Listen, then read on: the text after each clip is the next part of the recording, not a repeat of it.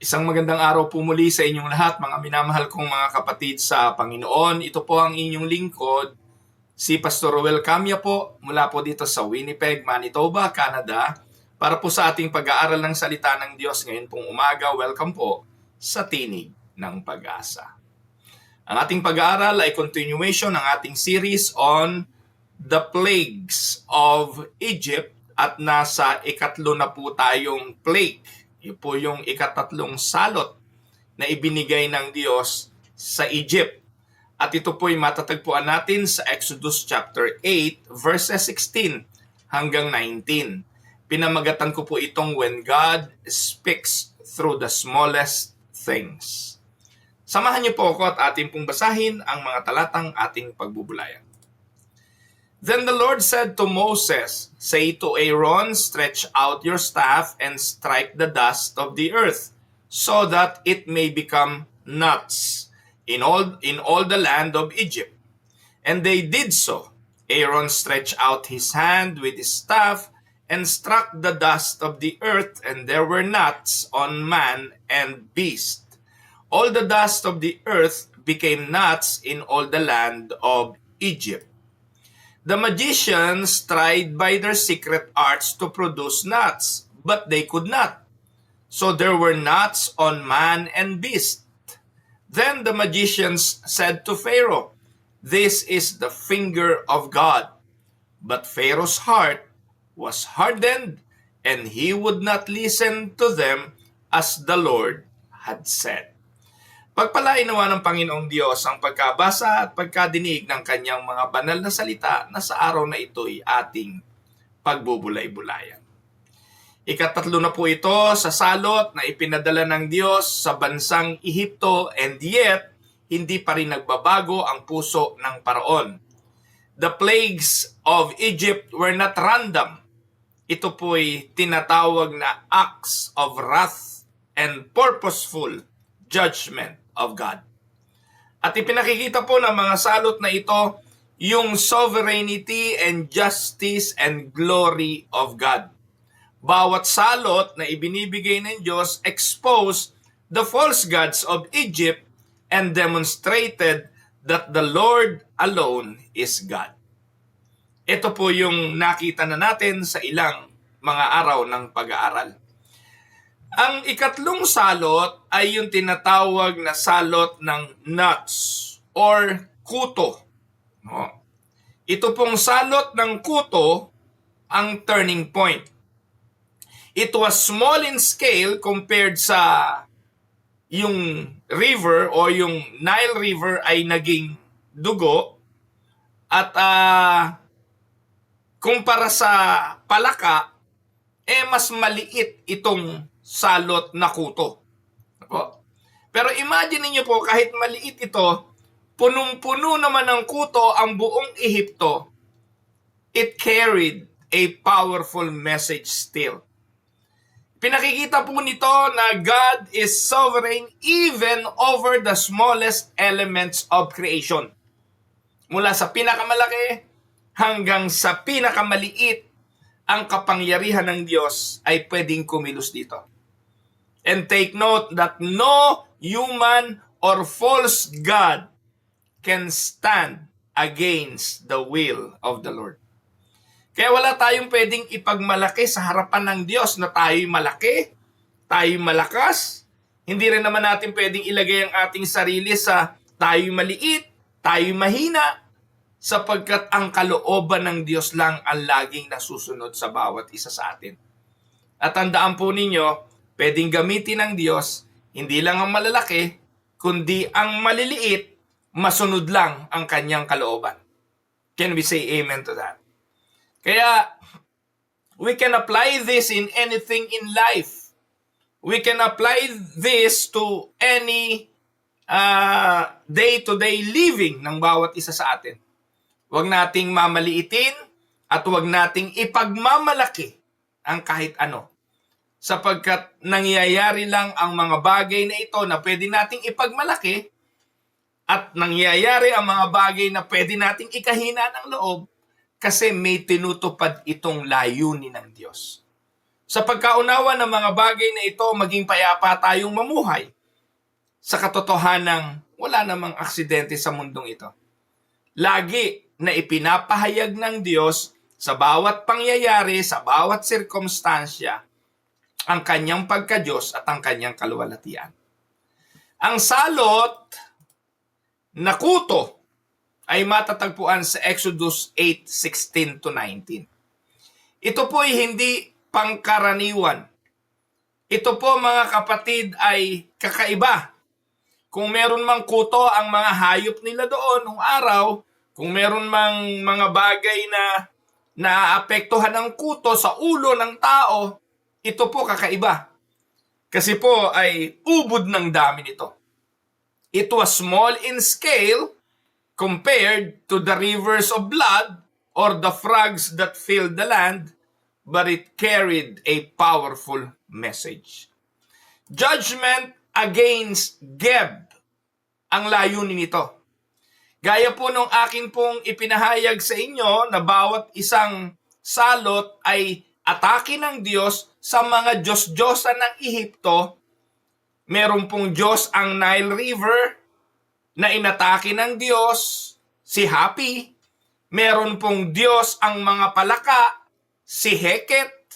At ang pangatlo naman ay ang Diyos of the earth na si Geb. Kaya po yung kuto nanggaling sa dust of the earth. Dust brought forth nuts. At ito po, mga kapatid, ay atake ng Diyos sa Diyos-Diyosan ng earth. May Diyos ang lupa eh. Alam nyo, ang mga Ehipsyo, may Diyos ang apoy, may Diyos ang araw, may Diyos ang tubig, may Diyos ang lupa. Lahat meron silang Diyos dito. Kaya po yung Hinduistic belief ay kaparehas halos ng pananampalataya ng mga Egyptians eh. Yung baka, pwedeng Diyos. Yung daga, pwedeng Diyos. Yung ipis, pwedeng Diyos. Kaya yung mga Hindus, hindi sila pumapatay ng mga may buhay. No? Kasi nga po, pwedeng nandun ang Diyos. Pwedeng iyon ang Diyos at reincarnation ng deity. Kaya yung cow holy sa kanila. At dito po, mga kapatid, pinatunayan ng Diyos na walang ibang Diyos maliban sa Kanya. Inisa-isa niya po yung mga Diyos-Diyosa na yan ng Ehipto. At sa ikatlong salot na ibinigay ng Diyos, it was an attack against Geb. Yan po ang pangalan. Ano po? Si Hapi, Nile, si Heket, frog, at itong lice or nuts, si Geb. Yung mga magaganda pangalan, no? Hapi, Heket, Geb. At sa mga susunod na araw, makikilala nyo pa yung iba't ibang mga Diyos ng Egypt. And take note, bawat salot, atake yan ng Diyos sa mga Diyos-Diyosang ito. Now, let us go to the verses. Puntahan po natin ang verses 16 to 17. Ito ang utos ng Diyos, the command and the plague. Ano sabi niya kay Moses? Sabi ng Diyos kay Moses, sabihin mo kay Aaron, iunat ang kanyang staff at hampasin ang dust of the earth. Hahampasin ang dust of the earth. So ano pong ating pagkaunawa nito? Unlike the first two plagues, this time there was no warning. Yung unang salot na ang Nile River ay naging dugo, may paalala yon. May warning yon. Kapag hindi mo pinalis ang aking bayan para sumamba sa akin, ang tubig ay magiging dugo.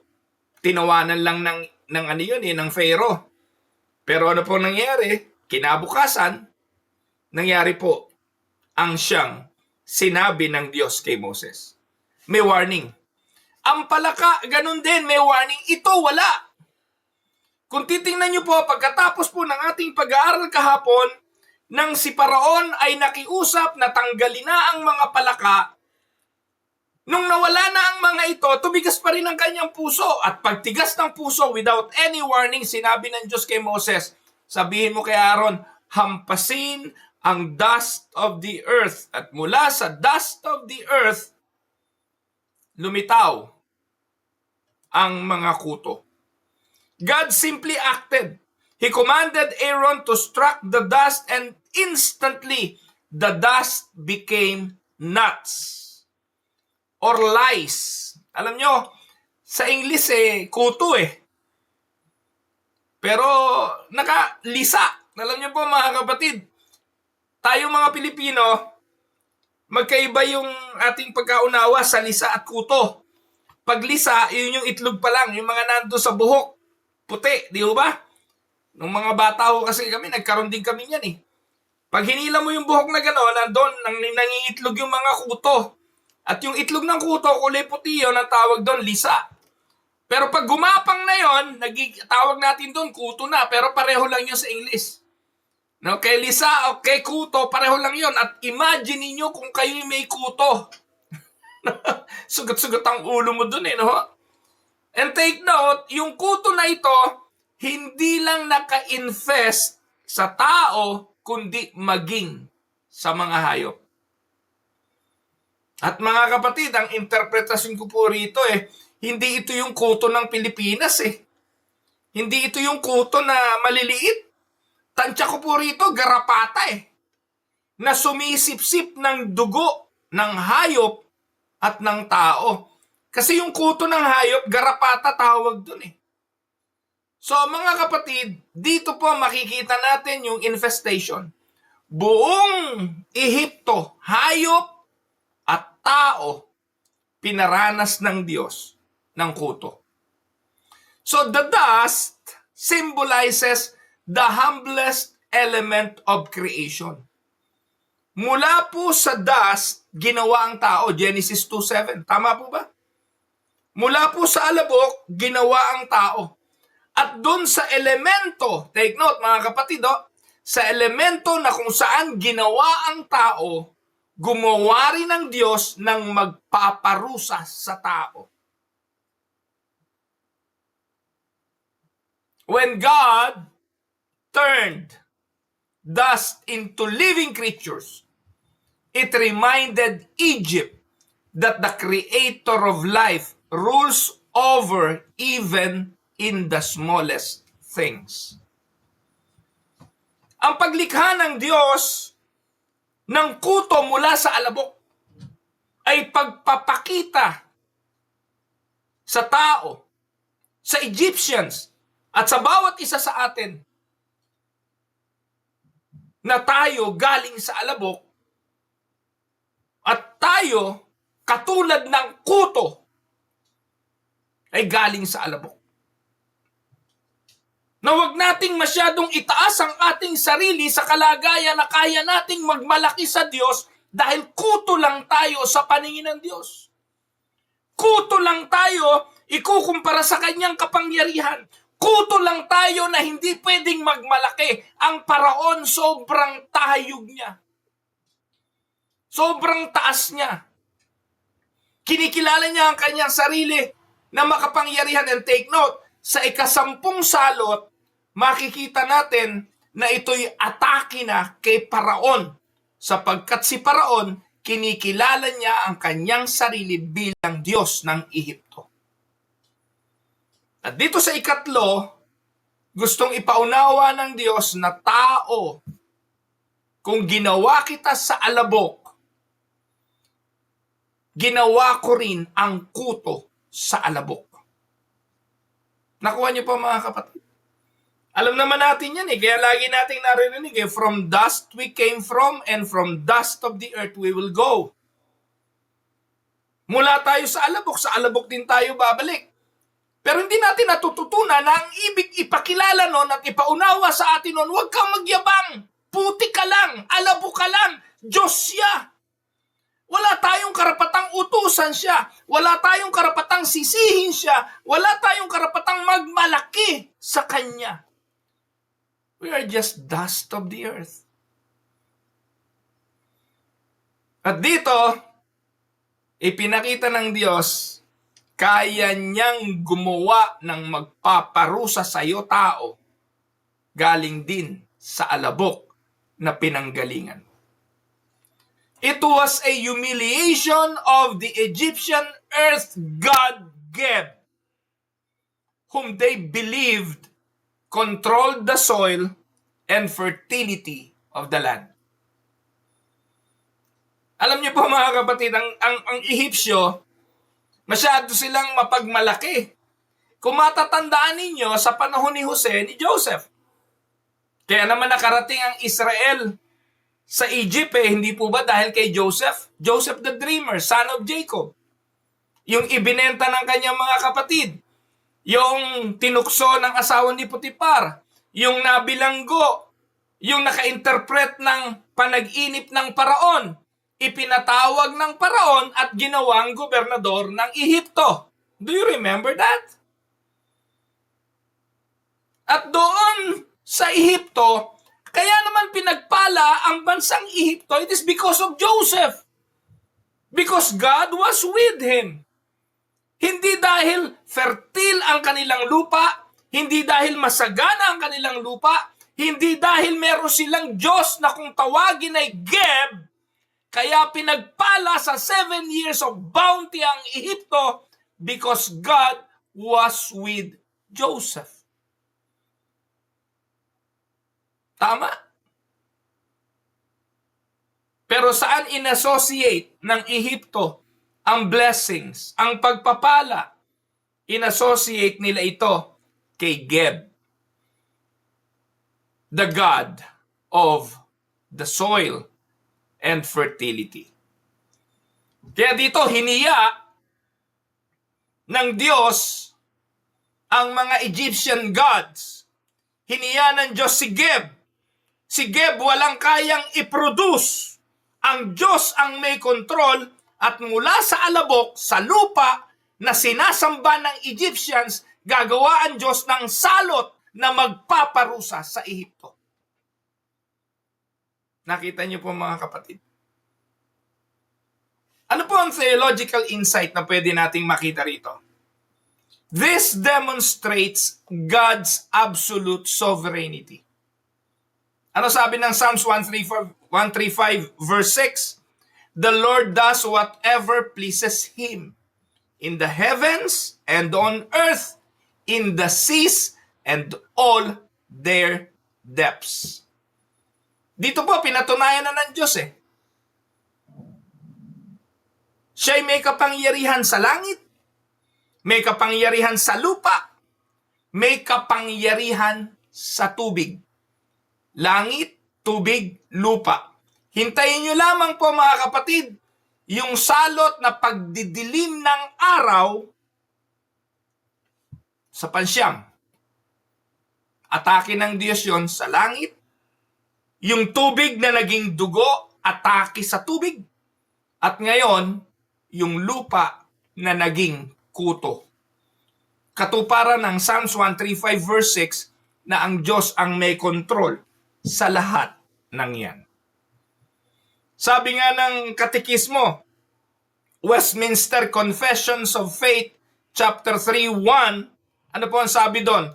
God from all eternity did ordain whatsoever comes to pass.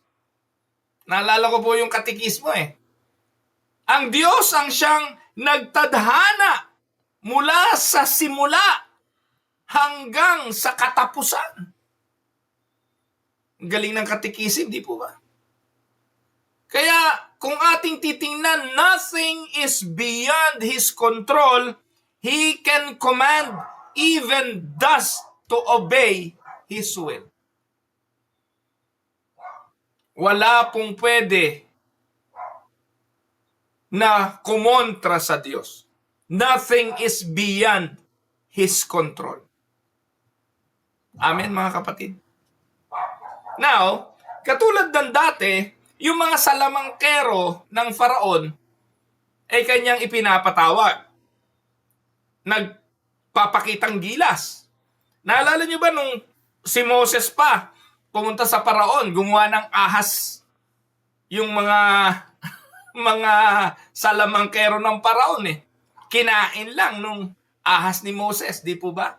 Nakakagawa sila sa kanilang mga secret knowledge ayon sa Bible. Secret magic. Pero dito sa verse 18, ano po ang sabi? Sa verse 18, the magicians tried by their secret arts to produce nuts. Yung Nile River na naging dugo, nagaya yon ng mga magicians. Yung palaka, nagaya yon ng mga magicians. Dumami pa. Meaning, nakapagpalabas sila ng mga palaka. Nakatawag sila ng palaka.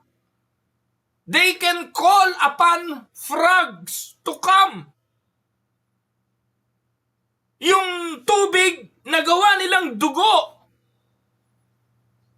Pero ang tanong, bakit pagdating dito, hindi nila magawa na yung lupa ay maging kuto?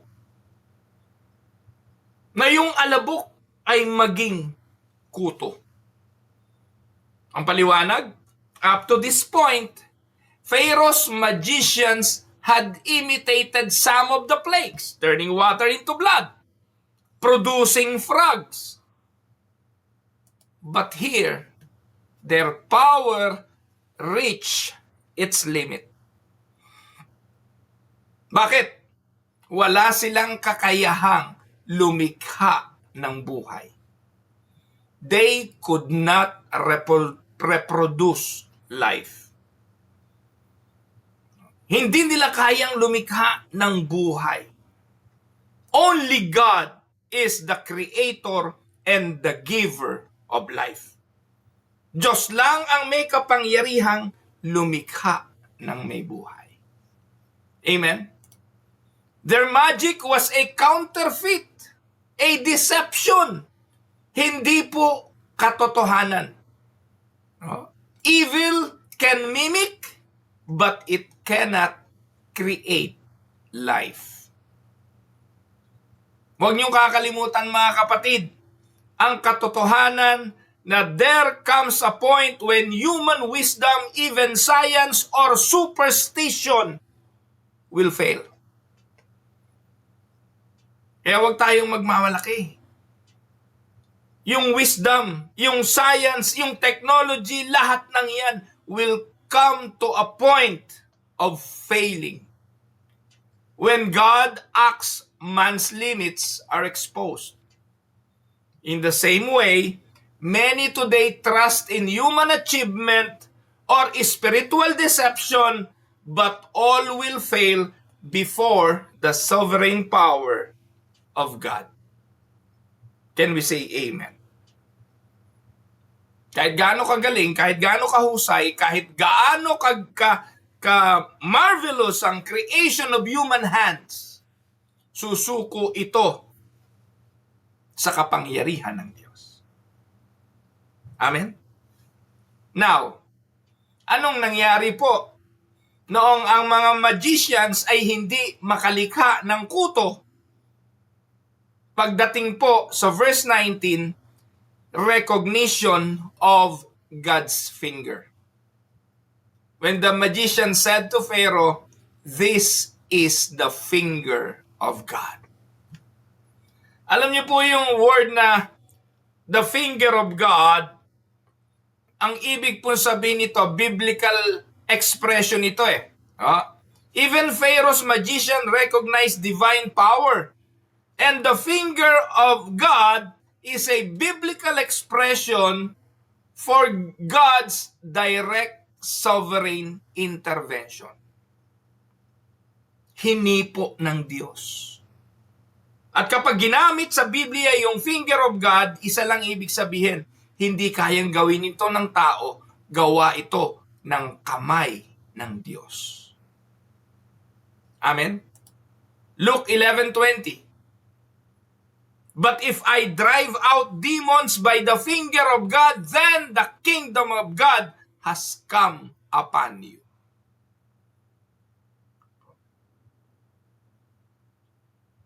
Hindi na to pagkilos ng tao. Pagkilos na ito ng kamay ng Diyos. At ang nagsabi nito, yung mga salamangkero bilang recognition, bossing, hindi na namin kaya to. O mahal na paraon, di na namin kaya ito. kamay na to ng Diyos. Pero tingnan niyo po mga kapatid, hanggat hindi talaga binabago ng Diyos ang puso ng tao sa kanyang sarili, wala siyang kakayahan na baguhin ang katigasan nito. Because ano result nito? Sinabi na ng mga salamangkera mo, Diyos ang may gawa nito. Pero si Paraon, his heart was hardened. He refused to bow even when his own priest acknowledged the truth. Amen? So anong ibig sabihin nito? Anong theology meron dito? The hardening of Pharaoh's heart reveals the mystery of divine sovereignty and human responsibility. God ordains both the means and the ends. Pharaoh hardened his heart willingly, yet it was also part of God's sovereign plan. The hardening of Pharaoh's heart was his decision, but it was used by God for his sovereign plan and purpose. Amen? Romans 9:17-18, ano po sabi ng Bible? Sabi ni Paul, for scripture says to Pharaoh, I raise you up. Who raised Pharaoh? God. And God said, I raise you up, Pharaoh, for this very purpose. Anong purpose? That I might display my power in you, and that my name might be proclaimed in all the earth. Therefore, God has mercy on whom He wants to have mercy, and He hardens whom He wants to harden. Ano itinuturo nito? This teaches us that God's purpose will stand even when men resist Him. Can we say amen again? Meron pong isang illustration. A farmer once said, I can control when I plant my seeds, but I cannot make them grow.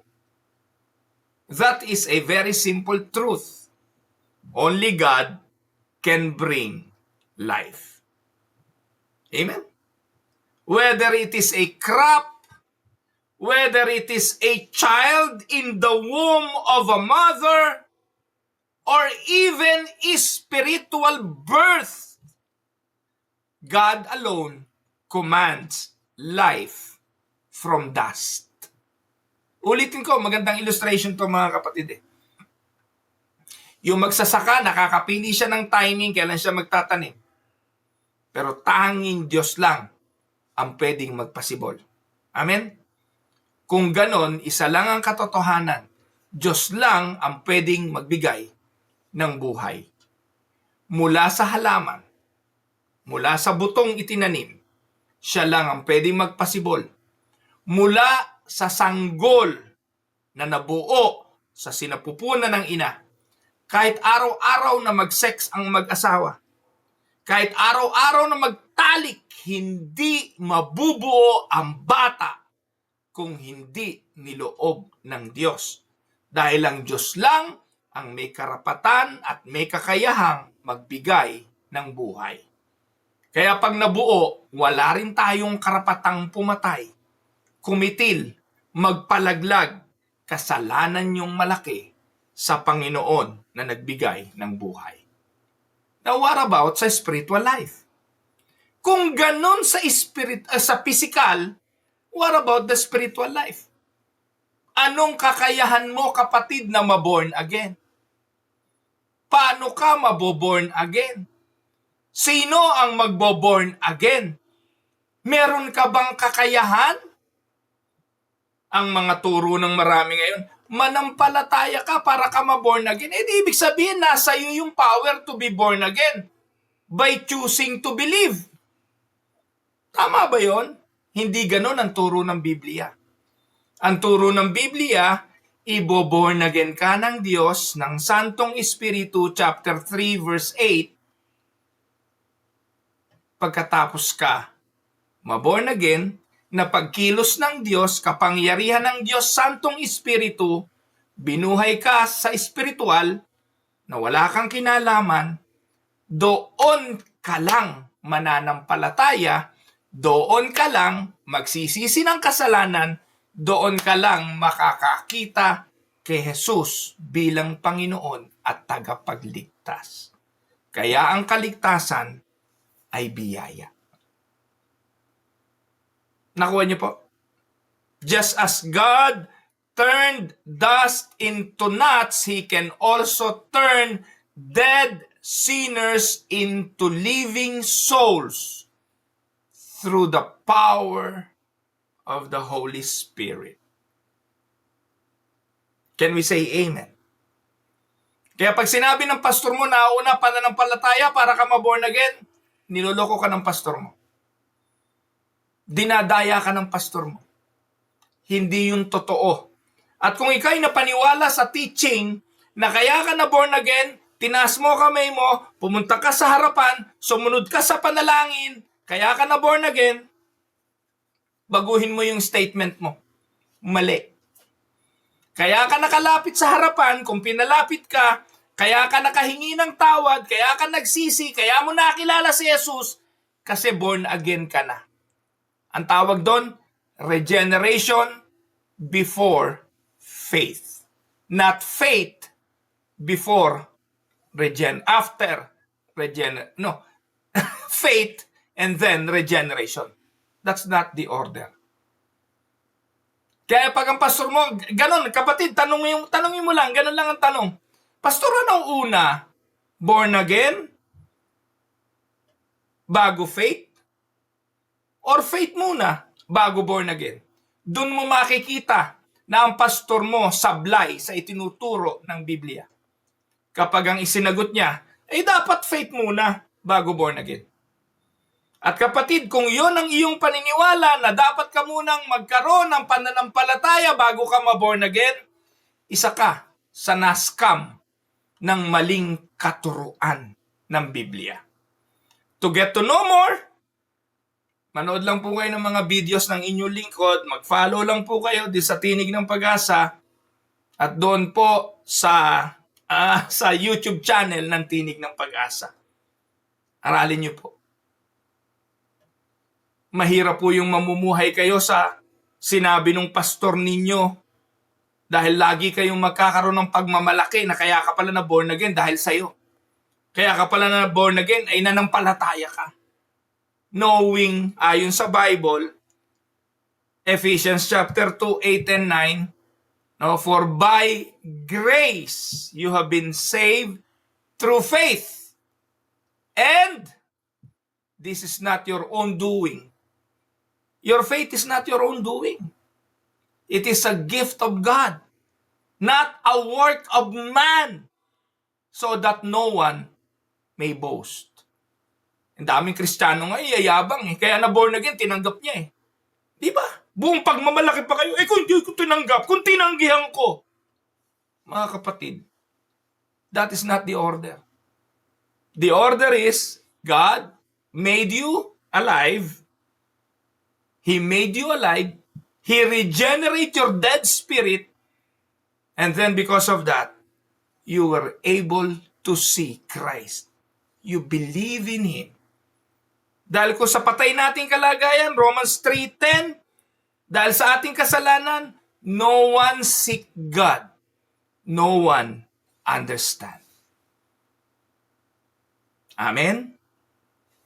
Now, ano po ang lesson ng ikatatlong salot? Lessons from the third plague. 1. God is sovereign over all creation. Tama? Even the smallest particle of dust obey God. Nothing escapes His control. 2. False gods and human wisdom will fail. Yung mga magicians, they tried their best. The magician's failure reminds us that the world's power is limited. Yung mga magicians, sila yung mga advisor. Sila yung nagpapayo sa paraon. Sila yung pinakamahuhusay. Technology, science, whatever. But they fail in the wisdom of God. Third, God reveals Himself even through discomfort. Yung kuto, yes, it disturbed the comfort of Egypt. But they were meant to awaken the heart. Sometimes God must disturb our comfort to comfort our soul. Ulitin ko, God sometimes disturb our comfort to comfort our soul. Tinatanggal niya ang mga bagay na pinagsasaligan natin ng pagtitiwala upang sa Kanya tayo magpahinga at magtiwala. Amen? Pang-apat, hardened hearts resist God's truth. Despite seeing evidence of divine power, Pharaoh refused to repent. Kaya mga kapatid, pakinggan niyo po. Yung mga himala, hindi na kailangan ngayon yan. Yung mga miracles, yung mga extraordinary things, hindi na yan kailangan ngayon.